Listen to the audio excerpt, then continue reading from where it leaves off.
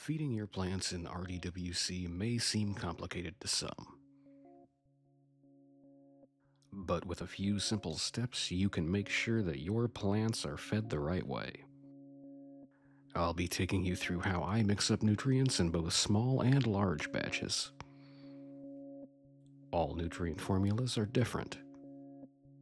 You may use a line of dry nutrients that only have a Part A and Part B. Or you may be using a line of nutrients that requires you to mix up multiple bottles each week. We'll be using the Fox Farm Cultivation Nation line I normally run as an example. Mixing up any other line should be pretty similar to this. But remember to check the manufacturer's instructions for the nutrient line you are using. The most important part of feeding our plants is the feed schedule. This is our feeding plan throughout the plant's life cycle. Most nutrient lines should have their own feed schedule either available on the back of the bottle or the product website. We'll use this as a guide when we dial in our own feed schedule. But dialing in that feed schedule is a topic for another time. Most of the time, nutrient companies recommend a higher dose than you actually need on their feed schedules. With the nutrient line we're using, we're going to immediately cut all those numbers in half to create our initial feed schedule. This is usually a good place to start, and we can increase or decrease that as needed. I'll be mixing up the nutrient solution in either a 45-gallon trash can in the case of our RDWC systems, or a 5-gallon bucket for our mothers in soil. I mix my nutrients in a separate container for my plants. Not only is it easier to access while mixing, but the plant only comes into contact with the final pH-balanced nutrient solution. This can help keep your plants happy and healthy while changing nutrients. To start, we'll need water. Using a digital hose meter, we'll fill up our container. 30 gallons for our RDWC systems, 1 to 2 gallons for our mothers in soil. In the larger container, I'll use an old pump to mix the solution, while in the smaller bucket, I'll use a paint stirring attachment for a drill. Now that we have our water, it's time to mix our nutrients. Order is important when mixing your nutrient solution. When mixed improperly, elements can react with each other, making your solution less effective. First, we're going to start with any silica additives. Although not part of our current nutrient line, we will be using Stash Blend. As it contains silica, we'll be adding it first. Once that is all dissolved, we'll move on to adding our next ingredient. Next, we'll add our CalMag.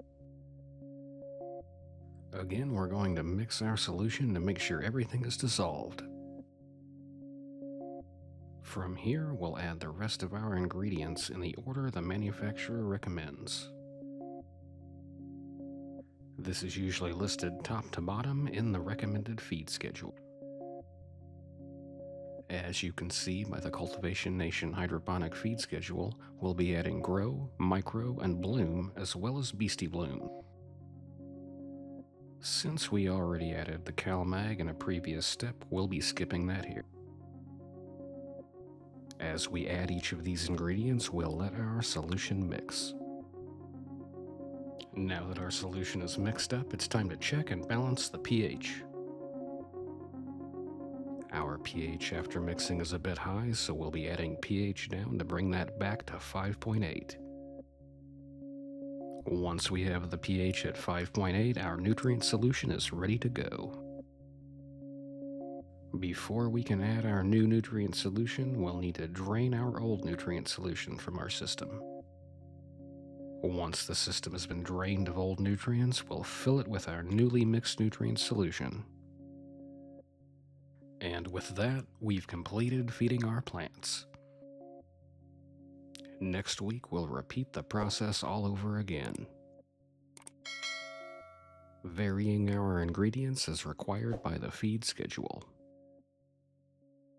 I change out my nutrient solution once a week as the mixture required by my feed schedule changes week to week.